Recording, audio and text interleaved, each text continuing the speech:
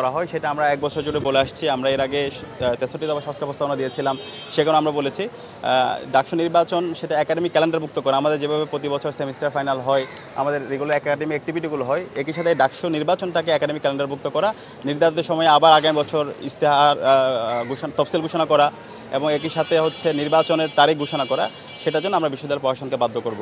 এবং আমরা গত এক বছর জুড়ে যে শিক্ষার্থী বান্ধব এবং ছাত্র বান্ধব কাজ করেছি এবং এই নির্বাচন শুরু থেকে শিক্ষার্থী বান্ধব এবং ছাত্র বান্ধব তাদের আকাঙ্ক্ষার কথাগুলো বলেছি। আমরা বিশ্বাস রাখি শিক্ষার্থীরা আমাদের যে নেতৃত্ব, আমাদের যে সততা, আমাদের যে দক্ষতা এবং জুলাইয়ের আকাঙ্ক্ষাকে ধারণ করে আমাদের যে কাজ, সে কাজের উপর শিক্ষার্থীরা আস্থা রাখবে এবং ৯ তারিখ আমরা শিক্ষার্থীদের ব্যালট বিপ্লব দেখতে পাবো ইনশাল্লাহ। এবং আমরা সারা দেশের কাছে দোয়া চাই। একই সাথে আমরা অনেক শিক্ষার্থীদের কাছে এখন পর্যন্ত যেতে পারি নাই, আমরা সবার কাছে দোয়া চাই এবং সত্যিকার অর্থে আমরা সবাই এখানে যারা কাজ করছি আমরা সবাই জুলাইয়ের সহযোদ্ধা। তো জুলাইয়ের শহীদরা যে জন্য জীবন দিয়েছে, আমাদের ৪০,০০০ ভাই বোন জীবন দিয়েছে, আমাদের ২,০০০ ভাই বোন জীবন দিয়েছে, ৪০,০০০ ভাই বোন আমাদের গাজী হয়েছে।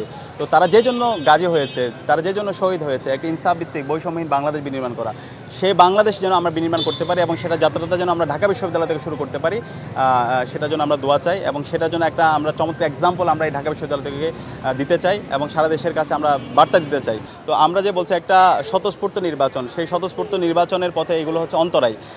একই সাথে আমরা দেখতে পেয়েছি আমাদের টিএসসিতে এবং ঢাকা বিশ্ববিদ্যালয়ের বিভিন্ন যে রুমগুলো আছে, সেই রুমগুলোতে আমরা দেখতে পেয়েছি একটা ছাত্র সংগঠন তাদের দলীয় যেই প্রচারণা সামগ্রীগুলো আছে সেগুলো রেখেছে এবং বিশ্ববিদ্যালয় প্রশাসন এখানে মনোসম্মতি দিয়েছে। তো এটার মাধ্যমে তো লেভেল প্লেইং ফিল্ড এনশিওর হয় না।